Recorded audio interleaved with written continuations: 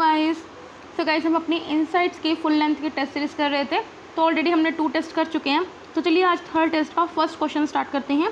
Election commission recently remove the leaders of certain party from the list of star campaigners. In this context consider the following statement. Action celebrities and the senior political party members can be nominated as star campaigners. ये बात बिल्कुल सही है। आप actor, celebrities या senior political parties को members को क्या कर सकते हो, नॉमिनेट कर सकते हो। There is restriction on the maximum number of star campaigners over particular political party. ये बात बिल्कुल सही है। देखो एक रिकॉग्नाइज होती है, एक अनरिकॉग्नाइज पॉलिटिकल पार्टीज होती है। जो रिकॉग्नाइज पॉलिटिकल पार्टीज हैं उनको ज़्यादा number of star campaigners allowed होती है एज कम्पेयर टू अनरिकॉग्नाइज को। Most of the expenses incurred by the campaigners shall not be counted as a part of candidate expenditure limit. ये बात बिल्कुल सही है। जो भी एक्सपेंसेस जो इसमें खर्च होते हैं वो कैंडिडेट के एक्सपेंडिचर लिमिट में काउंट नहीं होते। तो तीनों की तीनों स्टेटमेंट के बिल्कुल करेक्ट है। Next question, with reference to the gas economy in India, consider the following statement. Petroleum and Natural Gas Regulatory Board regulate the upstream and the downstream activities in the petroleum and natural gas sector. देखो दो तरह के actions होते हैं, upstream होते हैं, downstream होते हैं। देखो डाउनस्ट्रीम एक्टिविटीज़ में क्या होता है, जैसे आपको पाइपलाइंस बिछानी थी या फ्यूल मार्केटिंग करनी, तो इन सबको कौन रेगुलेट करते हैं? इन सबको petroleum and natural gas regulatory board regulate करता है। लेकिन कुछ क्या होते हैं, अपस्ट्रीम होती हैं। अपस्ट्रीम एक्टिविटीज़ में क्या होता है, जैसे आपको क्या करना है, कुछ टेक्निकल एक्सपर्टाइज देना, ठीक है, ये ऑयल एंड गैस एक्सप्लोरेशन के जो फील्ड के एरियाज हैं इन सब में देखना, तो वो कौन डील करता है? वो डायरेक्टरेट जनरल ऑफ हाइड्रोकार्बन्स करते हैं, ठीक है। इस वजह से जो फर्स्ट स्टेटमेंट है वो इनकरेक्ट होगी। City gas distribution network transport natural gas to consumers in domestic, commercial और इंडस्ट्रियल एंड ट्रांसपोर्ट सेक्टर। तो गाइस ये बात बिल्कुल सही है। जो सिटी गैस डिस्ट्रीब्यूशन नेटवर्क है इसकी ड्यूटी है वो क्या करेगा, नेचुरल गैस को ट्रांसपोर्ट करेगा कमर्शियली, इंडस्ट्रियल, ट्रांसपोर्ट या डोमेस्टिक यूज़ के लिए, ठीक है। तो ओनली जो सेकंड स्टेटमेंट है वो करेक्ट है। Consider the following statement about the Indian ocean dipole. जो गाइस आपको पता है इंडियन ओशन डाइपोल क्या होता है। जब इंडियन ओशन के एक तरफ क्या होता है, मेनली क्या होता है, जब यहाँ पे क्या है, जो वेस्टर्न साइड है यहाँ पे क्या होता है, देखो पॉजिटिव ओशन डाइपोल में क्या होता है, मेनली क्या होता है, जो वेस्ट इंडियन ओशन है वहाँ पे क्या होता है, टेम्परेचर क्या होता है, लो हो जाता है, जिस वजह से यहाँ पे जो रेनफॉल है वो ज़्यादा देखने को मिलता है। अब positive dipole brings rainfall to the eastern Africa, where the negative dipole results in the drought in the south east Asia and Australia. देखो इसमें क्या है, जो फर्स्ट स्टेटमेंट यहाँ तक की तो सही है, लेकिन जो नेगेटिव जब डाइपोल होता है तो उसमें क्या है, बल्कि जो साउथ ईस्ट एशिया है वहाँ पे रेनफॉल देखने को मिलता है, इसलिए इसकी जो सेकंड हाफ स्टेटमेंट है वो गलत हो गई। It is often referred as the El Nino of the Indian Ocean. ये बात बिल्कुल सही है। तो क्या एल नीनो में भी क्या होता है, मेनली जो वेस्ट और ईस्ट का जो पैसिफिक ओशन है वहाँ पे क्या होता है, टेम्परेचर डिफरेंस होता है। The dipole mode index measures the surface temperature differences between the western and the eastern tropical Indian ocean, ठीक है। तो गाइस थर्ड स्टेटमेंट और सेकंड स्टेटमेंट बिल्कुल करेक्ट है। तो इसका जो करेक्ट स्टेटमेंट है वो सेकंड एंड थर्ड है। Which of the following correctly describes about the middle east plan. तो क्या जो मिडल ईस्ट प्लान है इसमें मेनली क्या था, जो इतने सालों से कन्फ्लिक्ट चल रहा है इजराइल और पैलेस्टाइन, उसके बीच में क्या है, एक प्लान बनाया है यूएस ने, ताकि हम उनके जो डिस्प्यूट्स हैं उन्हें सॉल्व कर सकें, ठीक है। तो it is a plan of the USA to solve the decades long conflict between the Israel and Palestine. तो A is the correct answer. With reference the fugitive economic offenders act. देखो fugitive economic offenders क्या बोलते हैं, जैसे नीरव मोदी है, ठीक है, जो यहाँ का पैसा लेके मतलब कि भाग जाते हैं उन्हें बोलते हैं फ्यूगिटिव, भगोड़े बोलते हैं, ठीक है।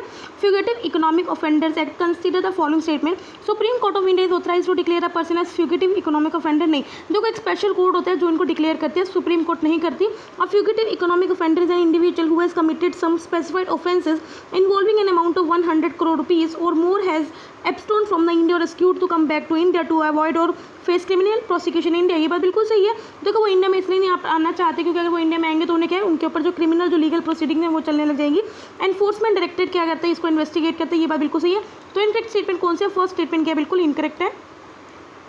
Consider the following statement. इसमें आपने बताना है कि इंडिया के इम्पोर्ट कवर में कब डिक्लाइन होगा, क्या फैक्टर्स होंगे जिस वजह से क्या इंडिया के इम्पोर्ट में डिक्लाइन देखने को मिलेगा। Decline in the countries foreign exchange rate reserve. देखो ये बात बिल्कुल सही है कि अब क्या है, अगर फॉरेन एक्सचेंज रिजर्व में हमारा क्या हो रहा है, डिक्लाइन हो रहा है, इसका मतलब क्या है, हमारा जो इम्पोर्ट है वो क्या कर रहा है, कहीं ना कहीं डिक्लाइन कर रहा है, ठीक है। Increase in the interest rate by US federal reserve. ये बात बिल्कुल सही है। Lowering of the FBI inflows. देखो इसका मतलब हमारा जो एफबीआई नहीं आ रहा है, मतलब कि शेयर मार्केट में लोग नहीं कर रहे हैं, तो इससे क्या हो रहा है, जो इंडिया का जो इंपोर्ट कर रहा है वो डिक्लाइन हो रहा है, ठीक है। तो तीनों की तीनों स्टेटमेंट के बिल्कुल करेक्ट है। अब आपने क्या बोलना है कि पोस्चर्स को आपने क्या करना है, कुछ क्लासिकल डांस है उनके साथ करेक्ट पेयर्स बताने हैं। देखो क्या है, अतिभंग क्या होता है, पोस्चर ऑफ इक्वल बैंड और इक्विपोज। सामाभंग क्या होता है, great bend with the torso diagonally incline to one side of the centre line and knees bend. Tribhanga क्या होता है, triple bend with hip raise, torso curve to opposite side and the head tilted at an angle. तो guys जो mainly postures है Odissi dance के हैं, जो हमारा क्लासिकल डांस है। देखिए जो त्रिभंगा है उसकी ये करेक्ट स्टेटमेंट देखो, सामा भंगा, सामा से आप नाम से सोच सकते हो कि सामा मतलब एक जैसा, तो इसमें क्या होता है, पोस्चर ऑफ इक्वल बेंड और अपोज होता है, और त्रिभंगा में ये होता है, ठीक है। तो ओनली जो करेक्ट स्टेटमेंट है वो थर्ड है। Consider the following statement: International Air Transport Association is responsible for adopting the Chicago Convention। तो गाइस ये गलत स्टेटमेंट है, क्योंकि इसमें क्या जो कन्वेंशन और इंटरनेशनल सिविल एविएशन है ये एस्टेब्लिश किया था ताकि इसको प्रमोट किया जाए, शिकागो कन्वेंशन को, ठीक है। India ratified the international convention on civil aviation before its independence, ये बात बिल्कुल सही है। Provision of the Chicago convention are applied only to the operation of civil aircraft and not to state और military aircraft. तो guys यहाँ पे ये बात बहुत अच्छे से देखने वाली है कि ये सिर्फ जो कन्वेंशन है वो सिर्फ सिविल एयरक्राफ्ट के लिए है, मिलिट्री और स्टेट एयरक्राफ्ट के लिए नहीं है, ठीक है। तो सेकंड एंड थर्ड स्टेटमेंट क्या बिल्कुल करेक्ट है। With reference to the maritime sector of India, consider the following statement: all the ports of the country are under the administrative control of the union government। तो guys नहीं, ऐसा नहीं होता। देखो दो तरह के पोर्ट्स होते हैं, मेनली जो मेजर पोर्ट्स होते हैं वो यूनियन गवर्नमेंट के अंडर आते हैं, लेकिन जो माइनर पोर्ट्स होते हैं वो स्टेट गवर्नमेंट के अंडर आते हैं। All the major ports are governed as the port trust by the provision of the major port trust act 1963। देखो एक पोर्ट है, उसके अलावा क्या है, सभी के सभी पोर्ट्स इसके द्वारा रेगुलेट किए जाते हैं, इसलिए स्टेटमेंट भी गलत होगी। Sagarmala project aims at the modernisation of only major ports, नहीं, देखो ये मेनली मॉडर्नाइजेशन करेगी 6 पोर्ट्स को, ठीक है। तो इसमें जो करेक्ट स्टेटमेंट है, तीनों के तीनों क्या स्टेटमेंट है इसमें इनकरेक्ट है, ठीक है। तो नन ऑफ द अबव क्या इसका करेक्ट आंसर है। जो आप देख सकते हो इसमें सिर्फ एक इन्नोर पोर्ट है जो कि एक कंपनी है, बाकी जो 11 पोर्ट्स हैं उनको कौन गवर्न कर रहा है, मेजर पोर्ट ट्रस्ट एक्ट, ठीक है। Which of the following items below fall under the non-debt capital receipts of the government। तो अगर आपको पता है एक तरह की रेवेन्यू रिसिप्ट होती हैं, कैपिटल रिसिप्ट होती हैं। रेवेन्यू में भी टैक्स रेवेन्यूज होते हैं, नॉन टैक्स रेवेन्यू होते हैं, और कैपिटल में क्या होते हैं, डेप्ट होती है, नॉन डेप्ट होते हैं, ठीक है। तो अगर proceed from selling of enemy property, ये बात बिल्कुल सही। अगर आप कोई भी प्रॉपर्टी को बेचते हो तो उससे जो पैसा आएगा वो क्या आएगा, कैपिटल रिसिप्ट्स में जाएगा, वो भी नॉन डेप्ट, ठीक है। Money raise to small saving scheme, देखो आप अगर मनी रेज करते हो स्मॉल सेविंग स्कीम से, देखो गाइस वो क्या जाएगा आपका, नॉन डेप्ट में नहीं जाएगा, वो डेप्ट में जाएगा, ठीक है। Toll collection by the national highway authority of India, देखो जो यहाँ से आप टोल ले रहे हो, इकट्ठा कर रहे हो, वो देखो वो कैपिटल में नहीं है, पहली बात वो रेवेन्यू रिसिप्ट्स में जाएगा, और वो भी नॉन टैक्स रेवेन्यू रिसिप्ट्स में जाएगा, ठीक है। तो इसका जो करेक्ट आंसर है वो ओनली 1 है। Consider the following statement regarding the seed treaty. It is an international agreement for insuring food security through the conservation and sustainable use of the world plant genetic resources, ये बात बिल्कुल सही है। Treaty recognise the contribution of farmers to diversity of the crop, ये बात बिल्कुल सही है। इंडिया इसका सिग्नेटरी है, तीनों के तीनों स्टेटमेंट के बिल्कुल करेक्ट है। Consider the following statement with reference to the Indian judiciary. Chief Justice of India has the exclusive authority to allocate cases to the judges of the Supreme Court, ये बात बिल्कुल करेक्ट है। Right to recuse in India judiciary system is given to the discretion of judges, ये बात बिल्कुल सही है। तो क्या राइट टू रेस्क्यू क्या और रिक्यूज़ क्या होता है, मतलब कि अगर कोई अपनी मर्जी से ये बोलना चाहे कि मैं इस केस को मतलब कि नहीं लेना चाहता तो वो कर सकता है, ठीक है। तो दोनों के दोनों स्टेटमेंट बिल्कुल करेक्ट है। Consider the following multilateral organisation, और आपको बताना इंडिया किसका पार्ट नहीं है। देखो इंटरनेशनल फाइनेंस कॉर्पोरेशन क्या है, ये वर्ल्ड बैंक की बॉडी है। देखो international centre for settlement of investment disputes का नहीं है, ये किसका, वर्ल्ड बैंक की बॉडी है। European bank for reconstruction and development इसका है, इंटर अमेरिकन डेवलपमेंट बैंक का नहीं है। तो जो इसकी करेक्ट स्टेटमेंट है वो फर्स्ट एंड थर्ड है। Consider the following statement about the telecom regulatory authority of India, और आपने इनकरेक्ट स्टेटमेंट बतानी है। It is the custodian and the controller of telecommunication consumer education and protection fund, ये बात बिल्कुल सही है। देखो ये स्टैट्यूटरी बॉडी नहीं है, तो ये स्टेटमेंट ही गलत होगी। अपील्स अगेंस्ट एनी डायरेक्शन और order of the TRI can be challenge directly to the Supreme Court, देखो गाइस ये गलत है।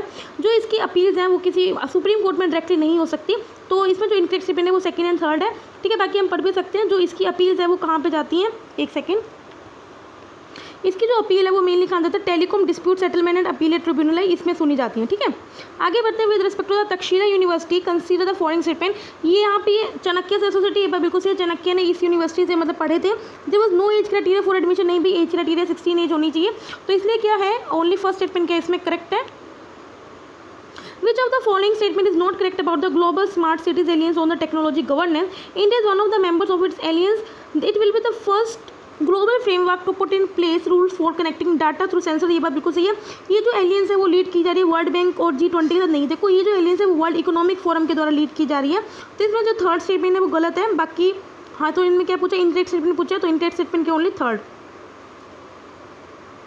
Which of the following can be possible application of carbon dots? Treatment of cancer, detection of herbicide pollution, bioimaging, biosensing, तो कैसे इतने चारों के चारों स्टेटमेंट के बिल्कुल करेक्ट है।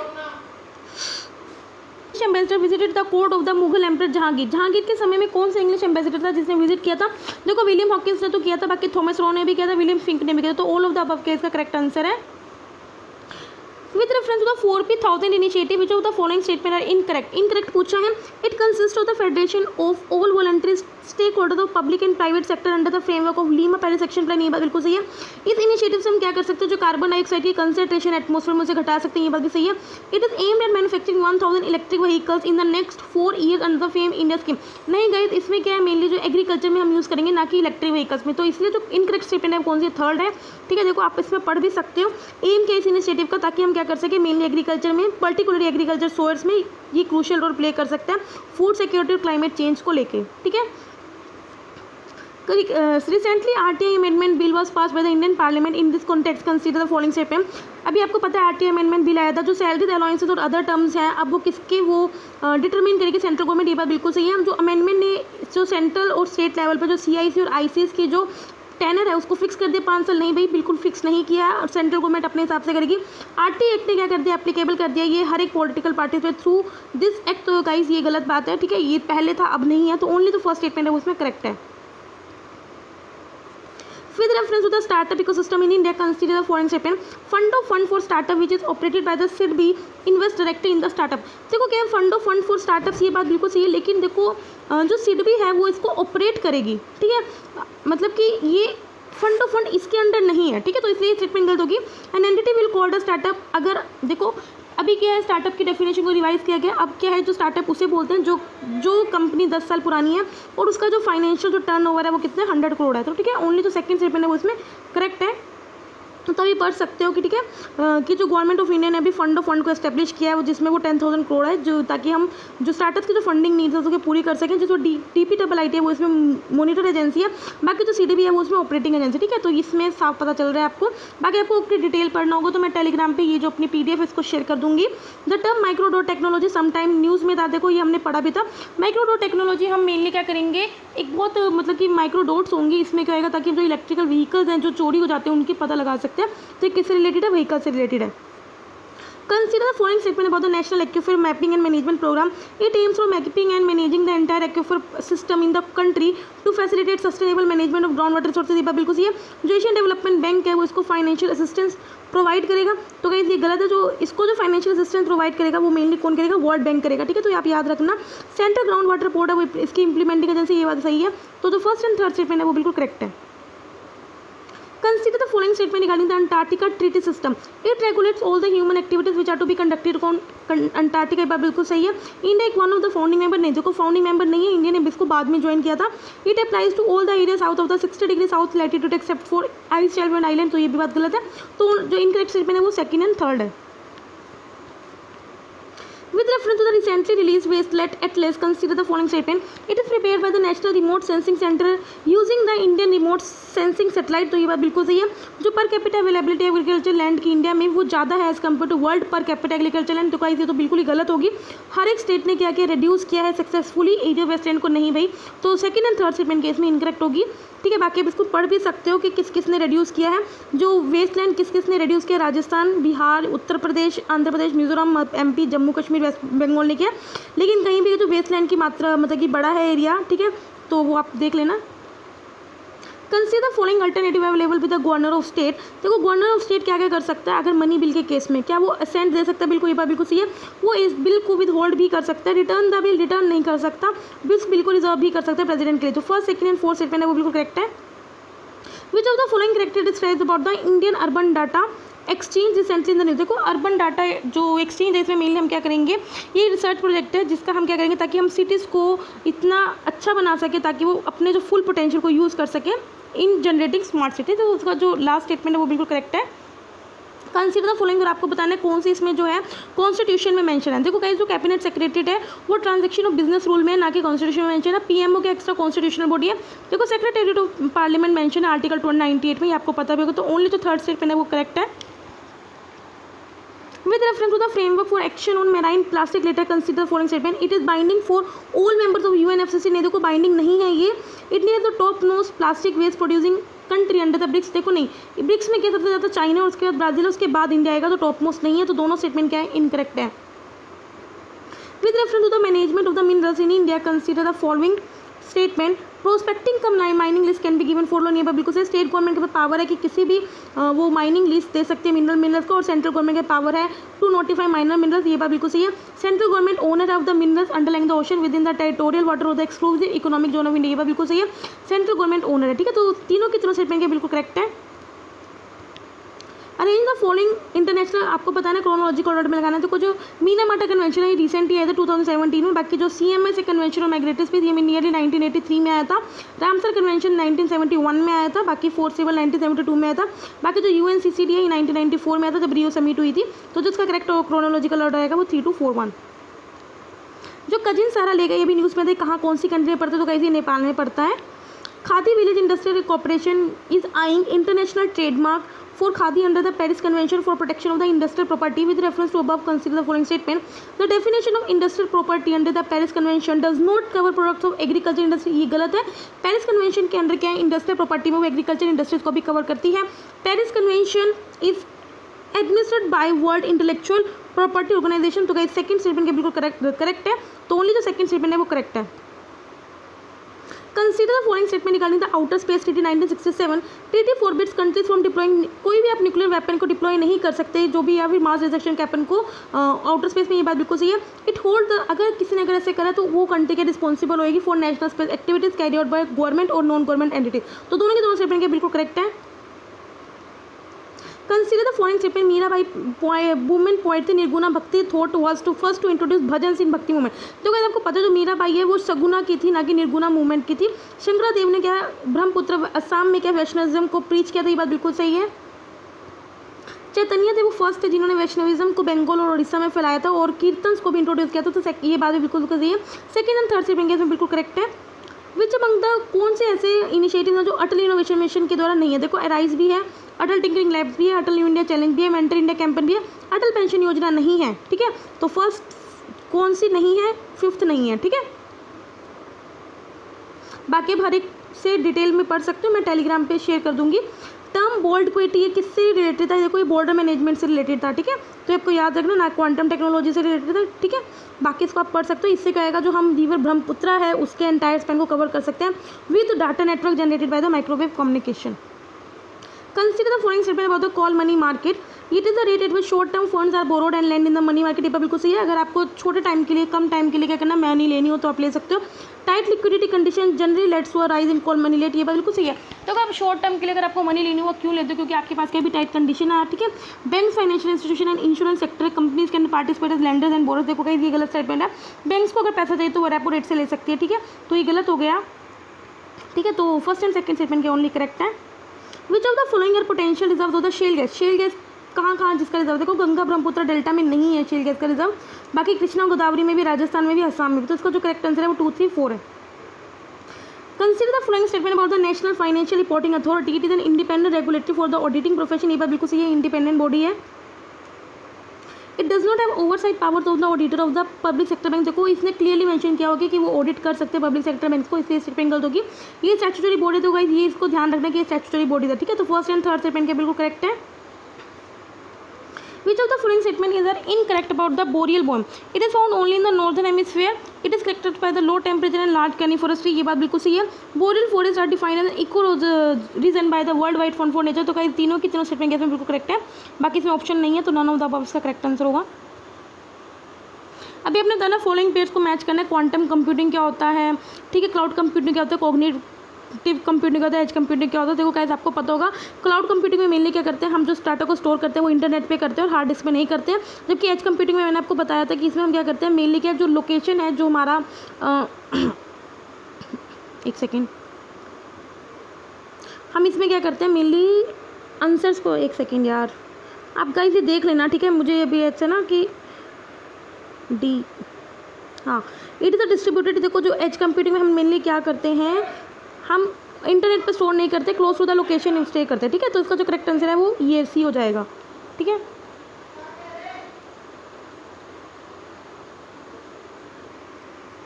With reference to the permafrost consider the following statement.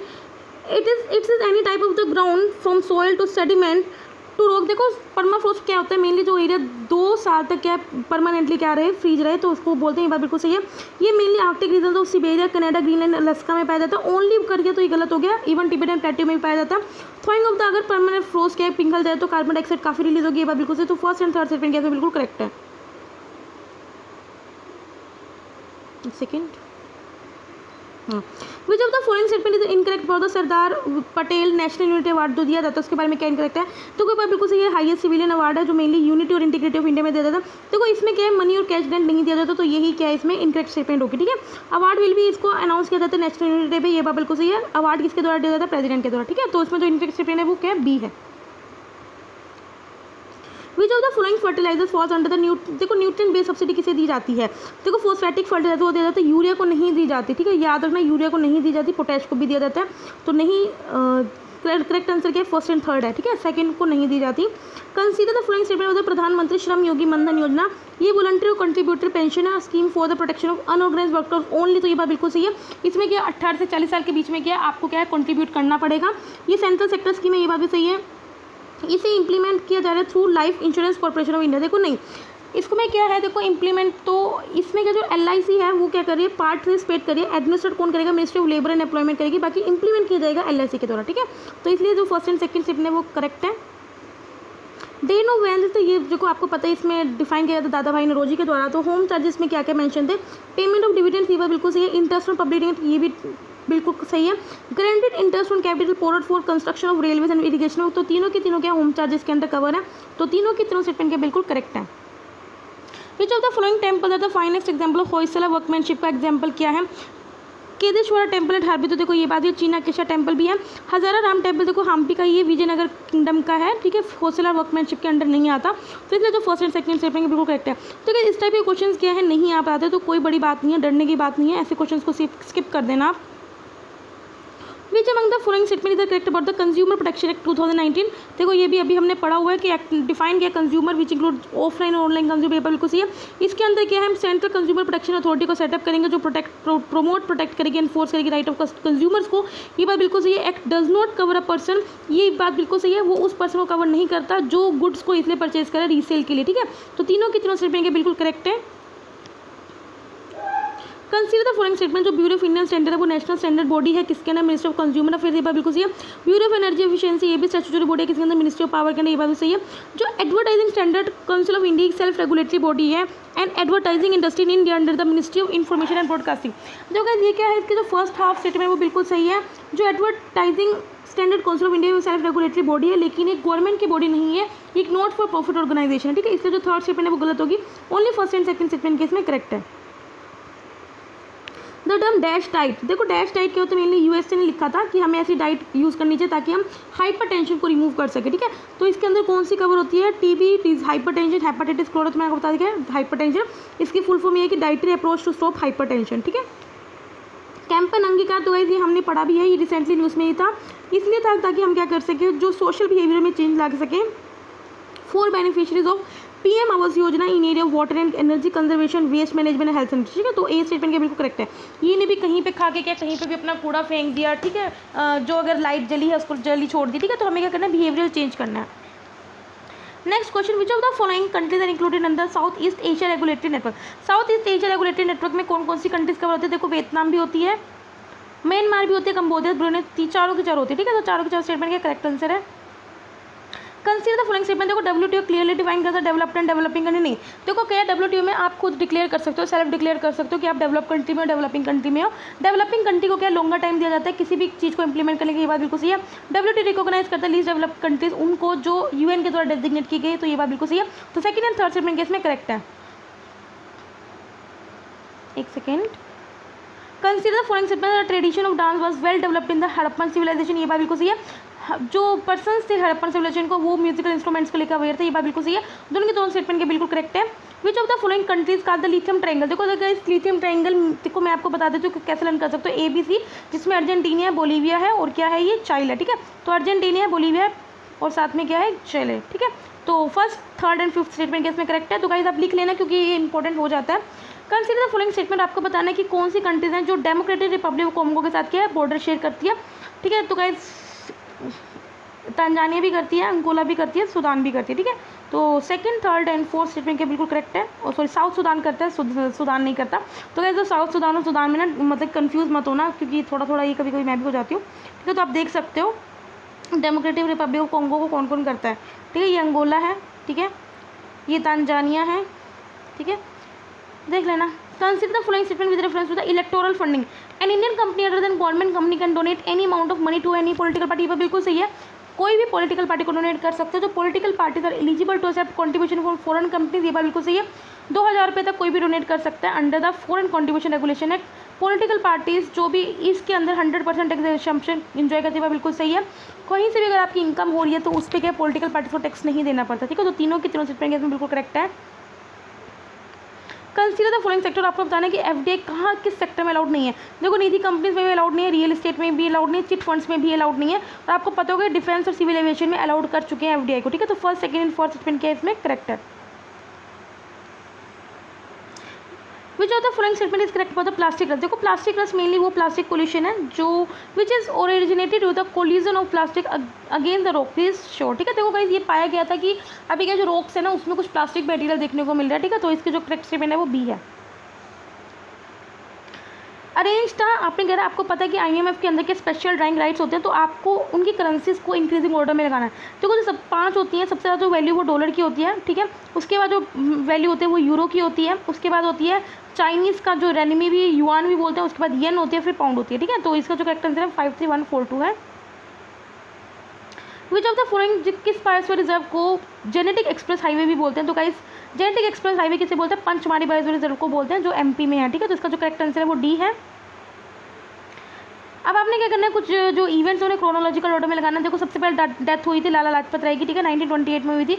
Assassination of Saunders, इसके बाद तो आपको पता है कि इसी के बाद क्या होता है, लाला लाजपत राय की डेथ का बदला लेने के लिए ही वो जा रहे थे, लेकिन वो गलती से किसी और को मार देते हैं।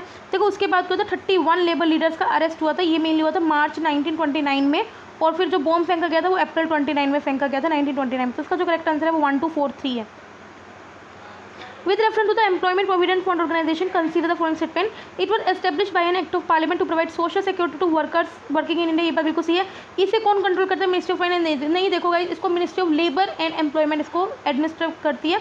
तो जो ओनली फर्स्ट स्टेटमेंट है इसमें करेक्ट है। Consider the following statement about the Pinaka missile. इसको मल्टीलेटरल रॉक सिस्टम है जिसको जॉइंटली डेवलप किया डीआरडीओ रशिया ने। ये देखो, अकेले डीआरडीओ ने डेवलप किया, रशिया ने कुछ नहीं किया इसमें। Missile system is aided by the Indian regional navigation satellite system. तो गाइस, सेकंड स्टेटमेंट में करेक्ट है। इनकरेक्ट स्टेटमेंट क्या, ओनली फर्स्ट केस में इनकरेक्ट है। Consider the following statement regarding of इकोबेर। तो गाइस, हमने अभी पढ़ा था इकोबेर पहले टेस्ट में भी, जब हमने लॉन्ग टर्म रेपो रेट पढ़ा था।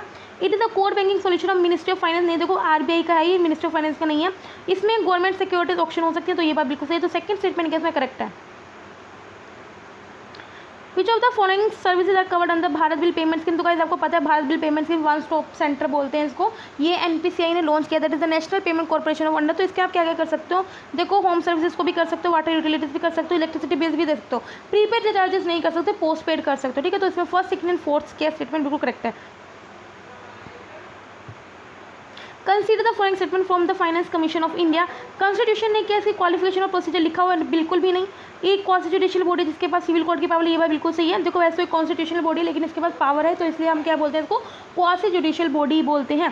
प्रेसिडेंट ये क्या करता है, जो अपनी रिपोर्ट पहले प्रेसिडेंट को करता है, और प्रेसिडेंट क्या करती है, जो रिपोर्ट है वो पार्लियामेंट और स्टेट लेजिस्लेचर दोनों में करती है। नहीं भाई, स्टेट लेजिस्लेचर में नहीं करती, ओनली पार्लियामेंट में करती है। तो इसलिए जो ओनली करेक्ट स्टेटमेंट है वो क्या है, सेकंड है। Which of the following reforms were moderates ने क्या क्या डिमांड करी थी, बिल्कुल से सॉल्ट टैक्स को अबॉलिश करने को बोला था। प्रमोशन ऑफ मॉडर्न इंडस्ट्री, ये बात भी सही है। Indianisation of the higher grades of administrative services, ये बात भी सही है। Separation of judicial from executive, ये बात भी सही है। इंक्रीज मिलिट्री एक्सपेंडिचर, भाई इंक्रीज को बोलेंगे तो डिक्रीज बोलेंगे ना। तो first, second, third, fourth statement क्या बिल्कुल करेक्ट है।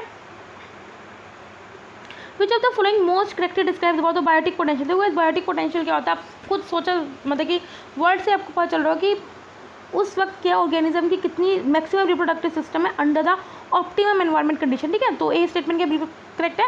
आप खुद ही सोच लो, अगर आपको शांति में बैठा के आपको पढ़ाया जाए तो वहाँ पे आपको जो पोटेंशियल है पढ़ने का वो ज़्यादा होगा एज कंप्यूटर अगर मैं आपको शोर शराबे वाली जगह बैठा दूँ, ठीक है। तो यही बात है इसमें।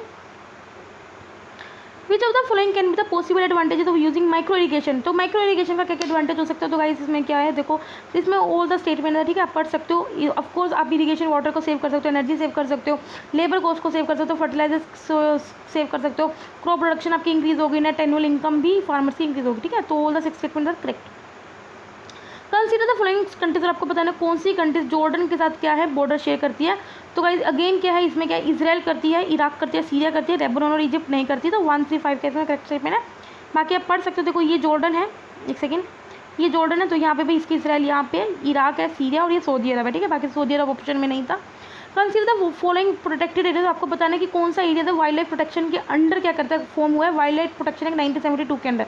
देखो वाइल्ड लाइफ सेंचुरीज हैं, कम्युनिटी रिजर्व हैं, कंजर्वेशन रिजर्व है, लेकिन जो सेक्रेट कंजर्व है, सेक्रेट ग्रुप है, वो 2002 के अंडर है, ठीक है। तो first, second and third case में करेक्ट स्टेटमेंट है। आप देख सकते हो कि 5 तरह के एरियाज हैं जो किसके अंडर कवर है, वाइल्ड लाइफ प्रोटेक्शन 1972 के अंडर। वाइल्ड लाइफ सेंचुरीज होगी, नेशनल पार्क हो गया, टाइगर रिजर्व हो गया, कम्युनिटी रिजर्व हो गया, कंजर्वेशन रिजर्व हो गए, ठीक है। Which of the following programs were associated with the civil disobedience movement? Nor and nor revenue company, ये बात बिल्कुल सही है, मेनली यूपी में चला था। डिफेंस ऑफ फॉरेस्ट क्लास, ये बात भी सही है। फ्लैग एजुटेशन, ये बात से तीनों की तीनों स्टेटमेंट का बिल्कुल करेक्ट है। Read the following statement carefully and choose the right answer. The Sangam literature in Tamil language, ये बात बिल्कुल सही है। जो अर्लीस्ट बुक टेस्ट है वो प्राकृत लैंग्वेज में नहीं भी पाली लैंग्वेज में, जैन टेक्स्ट के पाली लैंग्वेज में नहीं भी जैन टेक्स्ट के प्राकृत लैंग्वेज में। Sanskrit was adopted as an epigraphic medium during the Mauryan age, नहीं भाई ये गलत है, ठीक है। तो ओनली जो फर्स्ट स्टेटमेंट है वो करेक्ट है। The alternative rising and falling of the sea water, देखो टाइड्स का बारे में पूछा है इन्होंने। The sea water rises and falls twice a day at a regular interval, ये बात बिल्कुल सही है। टाइड्स क्यों होती है भाई, आपको पता है ग्रेविटेशनल पुल ऑफ मून की वजह से होती है, ठीक है।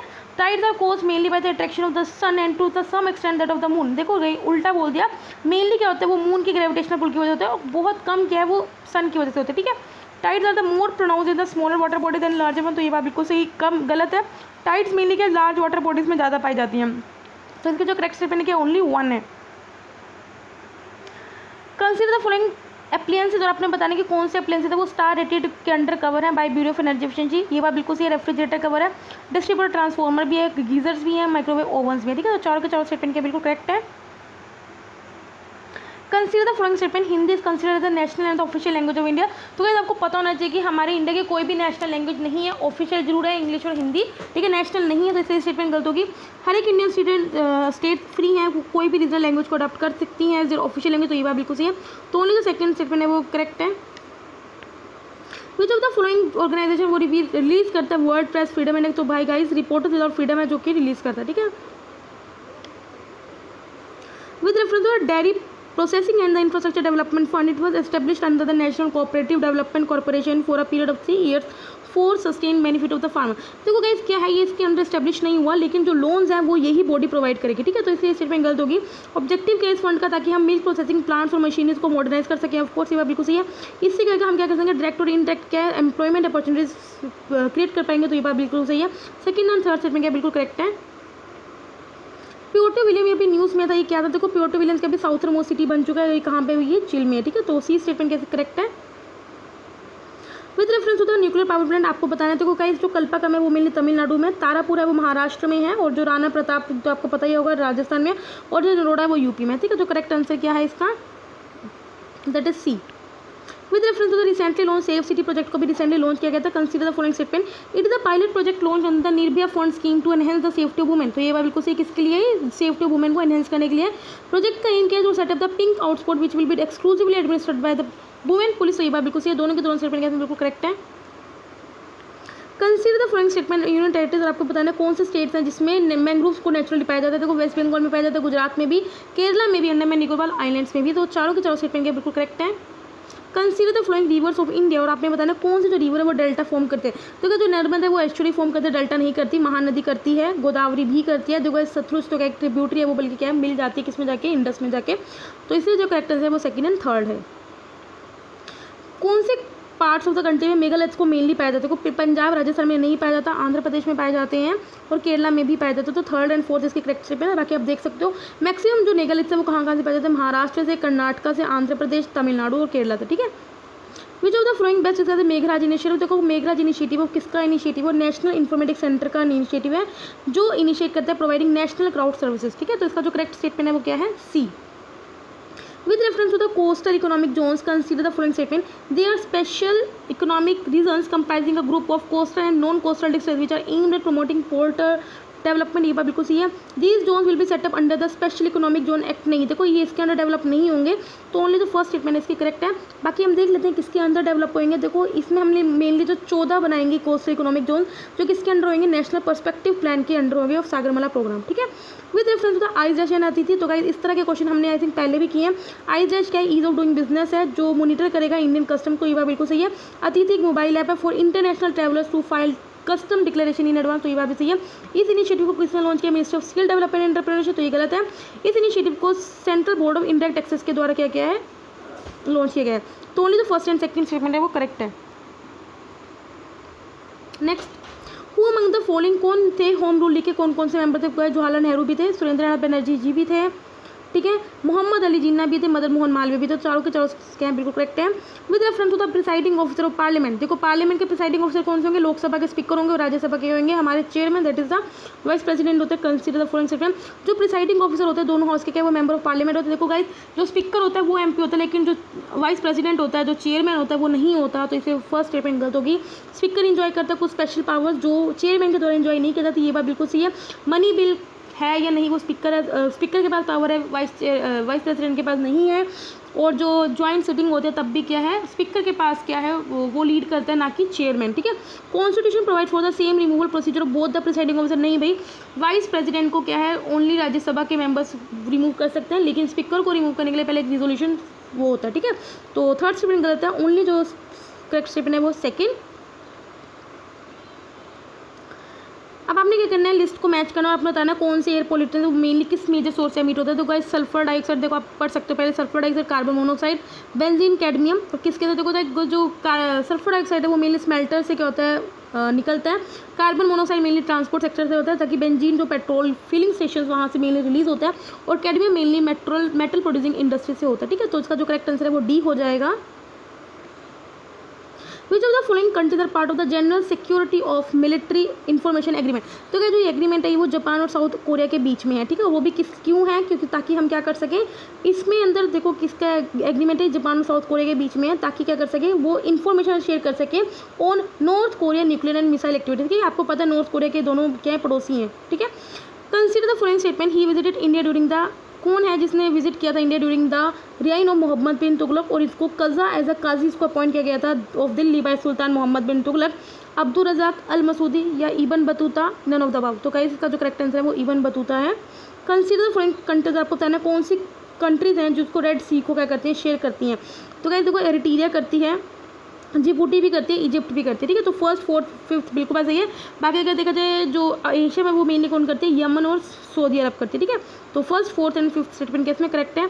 अगेन गाइस सुदान और साउथ सुदान में क्या है ध्यान रखना, ठीक है। तो मैंने आपको बता दिया मेनली इजिप्ट करती है, सुदान, जिबूटी, एरिट्रिया, यमन और सऊदी अरब। डी ट्रैक देखो क्या था न्यूज़ में, तो गाइस हमने ये PT 365 में कवर किया। तो डी ट्रैक है वो एक मालवेयर है, ठीक है। तो इसका जो करेक्ट स्टेटमेंट है वो ए है।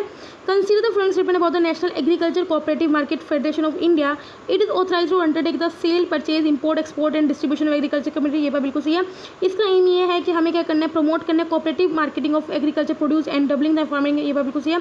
फार्मर का कोई रोल नहीं है इन वर्किंग ऑफ नाफेड, तो भाई ये गलत है, फार्मर का क्यों नहीं रोल होगा। तो ओनली जो फर्स्ट एंड सेकंड स्टेटमेंट है वो करेक्ट है। With reference to the National Startup Advisory Council, consider the following statement. It is an apex organization which will take decisions on the registration and the grant of funds to new startups in India. तो guys ये apex organization नहीं है, ये एक advisory मतलब advisory council है, ठीक है। यहाँ पे कोई रजिस्ट्रेशन नहीं होती, ये बात बिल्कुल सही। काउंसिल को हेड किया जाता है minister of commerce and industry के द्वारा। इस काउंसिल में क्या होता है, कुछ फाउंडर्स भी होते हैं जो सक्सेसफुल स्टार्टअप्स के एंटरप्रेन्योर्स रिप्रेजेंटेटिव। तो second and third statement case में करेक्ट है। द टर्म बैम्बूनॉमिक्स, बैम्बूनॉमिक्स क्या है न्यूज़ में देखो, बैम्बूनॉमिक्स क्या है, ये एक मूवमेंट है किसके द्वारा लॉन्च किया, मिनिस्टर ऑफ ट्राइबल अफेयर्स का, ताकि हम क्या कर सकें, डिजर्टिफिकेशन ऑफ क्लाइमेट चेंज को कम्बाट कर सकें बाय इन्वॉल्विंग ट्राइबल कम्युनिटी, ठीक है। तो इसका जो करेक्ट आंसर है वो क्या है, सी है। Last question, which of the following are the component of Pradhan Mantri Krishi सिंचाई योजना। देखो कृषि सिंचाई योजना में हमने मेनली क्या करना है कि इरीगेशन सबको प्रोवाइड करना है, completion of ongoing major and medium irrigation project, ये बिल्कुल सही। Focus on lift irrigation, increased adoption of micro irrigation techniques, ये बिल्कुल सही। Emphasis on the water harvesting structure. तो ये चारों के चारों स्टेटमेंट बिल्कुल करेक्ट है। तो गाइस यहाँ पे हमने इनसाइड का थर्ड टेस्ट भी कवर कर दिया है। कल हम एक और टेस्ट के साथ आएंगे, तब तक ले बाय बाय, टाटा।